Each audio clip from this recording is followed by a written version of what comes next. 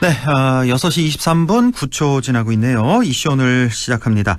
2년간 유예됐던 5인 이상 50인 미만 사업장까지 중대재해처벌법 시행이 확대됐습니다. 자, 중대재해처벌법 확대 시행 어떻게 대비해야 하는지 오늘 자세히 좀 알아보죠. 산업안전지도사인 주식회사 행복안전의 안홍기 대표 연결되어 있습니다. 안홍기 대표님 안녕하십니까? 네, 안녕하십니까? 예. 자, 중대재해처벌법이 이제 5인 이상 50인 미만 사업장까지 확대가 된 건데요. 현장에서는 아직 많이 좀 혼란스러워하는 것 같습니다.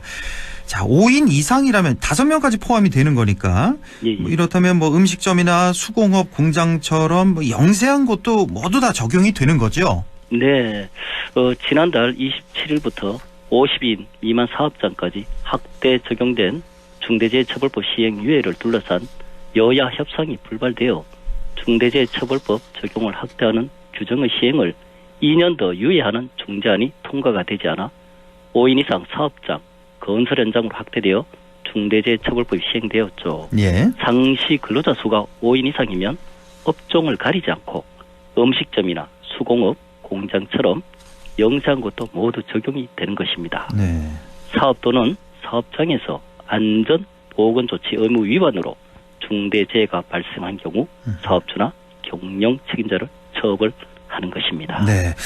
자, 그래서 이거 뭐 일반 식당이나 뭐 카페 이런 데도 다 피해가 오는 거 아니냐 뭐 이런 여론이 있어서 좀 자세히 좀 알아볼 텐데 정규직 근로자만 해당되는 건가 아니면 아르바이트생도 여기에 포함이 되는 건가 이거 가장 많이 궁금해하시는 것 같은데요. 그렇죠. 예. 중대재해처벌법의 종사자란 근로기준법상 근로자, 도급, 용역 위탁 등 계약의 형식에 관계없이 그 사업의 수행을 위하여 대가를 목적으로 노무를 제공하는 자, 수급인 모두를 포함하고 있죠. 예. 중대재해처벌법에서 상시 근로자는 근로기준법에 따라 기간제, 단시간 등 고용 형태를 따지지 않습니다. 하나의 사업 또는 사업장에서 일하는 모든 근로자를 포함합니다. 따라서 아르바이트생도 포함이 됩니다. 아, 아르바이트생도 여기에 포함된다는 거. 예. 그러니까 뭐 식당, 카페 같은데 상당수가 또 포함이 될 것 같네요, 여기에. 그리고 또 하나가 사업장을 왜 2곳 이상 운영하는 분들도 많이 계시잖아요. 예. 예를 들어 뭐 식당 2곳을 나는 운영한다 할 때 A 식당, B 식당 각각 4명씩 나는 고용하고 있다. 그럼 여기 빠지는지 들어가는지 이거 궁금해하시는 분들도 많이 계실 것 같은데 이런 경우는 어떻습니까? 예, 그렇죠.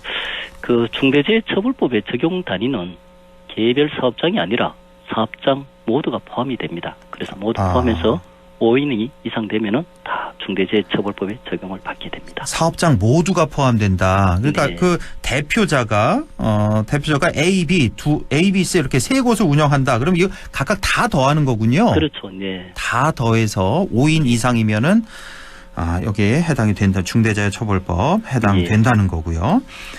그리고 또 하나가 가족이 운영하는 경우도 많잖아요. 가족이나 뭐 친인척 이렇게 이런 분들 고용하는 경우는 어떻게 되나요?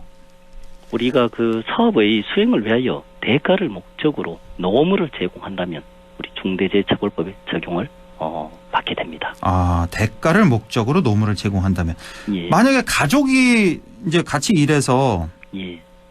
월급을 안 준다 그러면요. 예를 들어서. 급여를 안 주면 관계는 없죠. 우리가 목적이 우리 대가가 들어있기 때문에. 예. 예. 그럴 경우에는 이제 급여를 안 주는 경우는 빠진다. 인원수에서. 그렇죠. 예, 알겠습니다. 자, 중대재해처벌법을 지키려면 별도의 안전 전담 조직이나 안전 인력을 배치해야 한다는데요. 영세한 사업장에서는 사실 이게 현실적으로 쉬운 일이 아닐 것 같은데 뭐 동네 음식점, 빵집 같은 곳에서도 안전 전담 조직 혹은 전문 인력을 별도로 둬야 되는 건가요? 아닙니다. 상시 근로자 5인 이상 49인 미만 기업은 중대재해처벌법에 따른 전담 조직 설치 의무는 없습니다. 예. 다만 제조업, 임업, 하수 폐수 분뇨 처리업, 폐기물 수집 운반 처리 및 원료 재생업 등 5개 업종에는 안전관리자의 자격을 갖춘 자로 안전보건관리 담당자를 1명 이상 선임을 해야만 합니다. 아, 그런 게 또 있군요.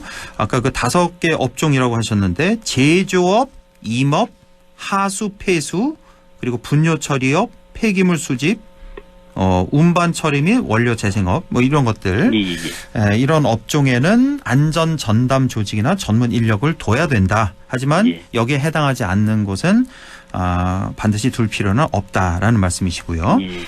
그렇다면 5인 이상 근로자가 있는 식당이나 빵집 같은 곳에서 여기서는 어떤 준비를 해야 되는 겁니까?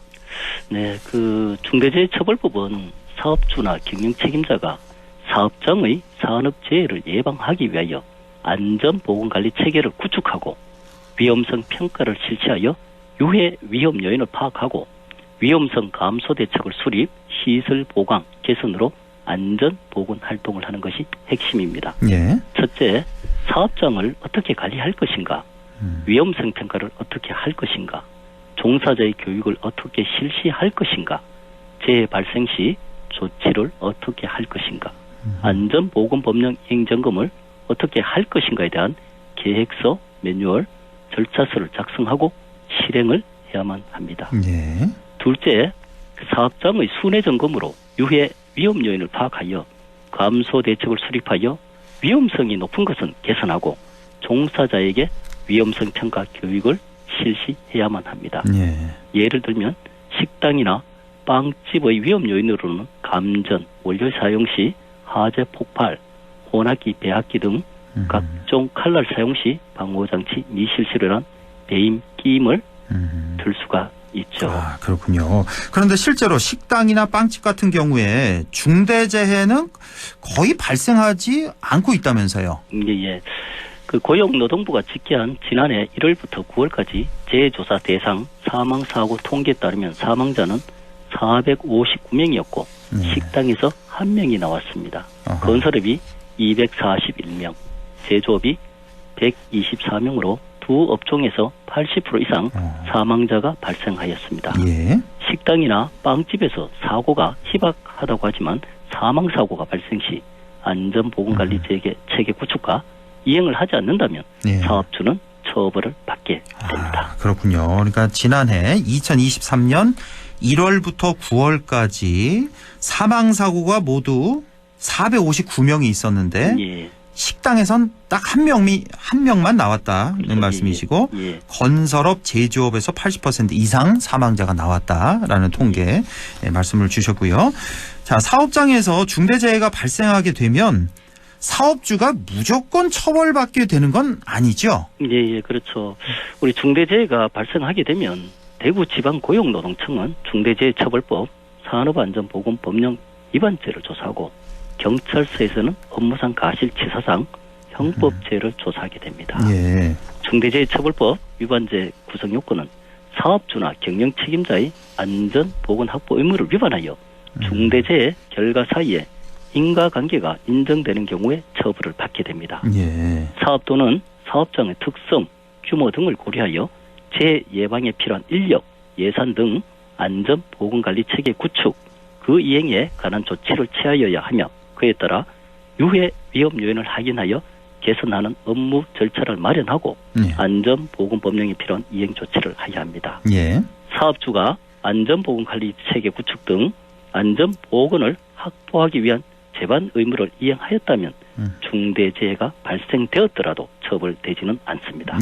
그리고 담당자는 산업안전보건법 등 안전보건법령 등 업무상 요구되는 주의 업무를 위반하는 경우에 중대재해가 발생 시 형법의 업무상 가실치상죄로 조사를 받게 됩니다. 그렇군요. 중대재해가 발생하게 되면 우리 지역 같은 경우는 이제 대구지방고용노동청에서 나와서 조사를 하고 또 경찰서에서도 나와서 또 조사를 철저히 하는군요. 그러니까 그렇죠. 안전보건 확보 의무 위반했는지 안 했는지 이걸 조사를 해서 위반한 게 없다면 아무 처벌도 안 받는다라는 말씀이시고요.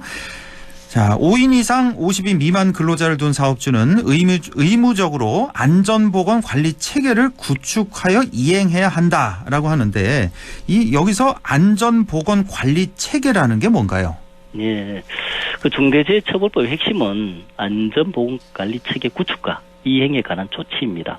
안전보건관리 체계란 사업주나 경영 책임자가 사업장의 유해 위험 특성 및 규모를 고려하여 안전보건 경영 방치 목표와 세부 추진 계획을 수립하여 안전보건관리를 위한 조직을 구성하고 안전 분야 예산을 투입하여 위험성 평가, 안전보건교육 등 안전보건활동을 위한 계획을 수립하여 실행, 반기별로 안전보건법령 이행점검을 실시, 개선으로 종사자의 참여와 사업주의 리더십을 반영하여 산업재해를 예방하는 것을 말합니다. 예. 결국 이러한 내용은 안전보건관리체계 구축, 계획서, 매뉴얼, 절차서를 작성하고 실행을 하여야 합니다. 아, 그렇군요.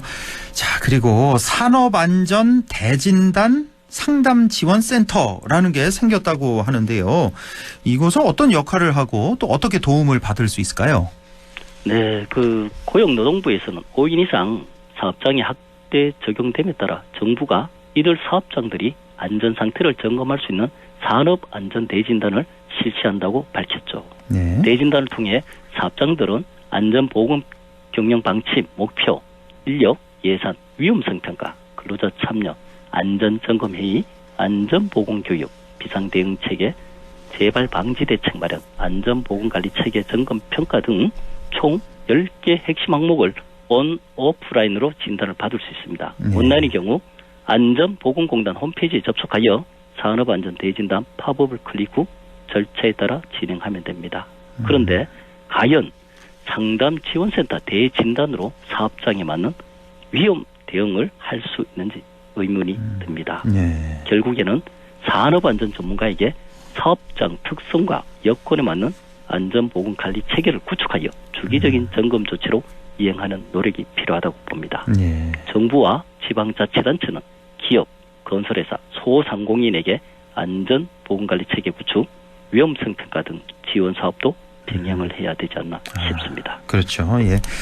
자, 마지막으로 중대재해처벌법 시행의 의미, 이걸 다시 한번 좀 되짚어 주시죠. 네. 사람의 생명보다 소중한 것은 없습니다. 지난달 1월 27일부터 5인 이상 사업장에도 중대재해처벌법이 확대 시행되었습니다. 중대재해처벌법 확대의 일주일간 50인 미만 사업장에서 사망재해가 3건 발생하기도 했습니다. 예. 국가의 안전은 정부가, 지방자치단체 안전은 도지사, 시장, 군수, 구청장이, 기업의 안전은 경영자가, 이에 안전보건경영 마인드가 적극 필요할 때라고 봅니다. 중대재해처벌법은 안전보건관리체계 구축, 위험성 평가, 교육, 훈련, 안전보건법령 의무이행 점검이 핵심입니다. 정부와 지방자치단체에서는 산업안전보건 전문가인 산업안전보건 지도사를 적극적으로 활용한 컨설팅 지원이 필요할 때라고 봅니다. 예. 안전은 행복의 지름길입니다. 예, 알겠습니다. 오늘 이렇게 중대재해처벌법에 대해서 좀 더 자세히 알아봤습니다. 지금까지 산업안전지도사인 주식회사 행복안전의 안홍기 대표와 함께했습니다. 대표님 고맙습니다. 예, 감사합니다.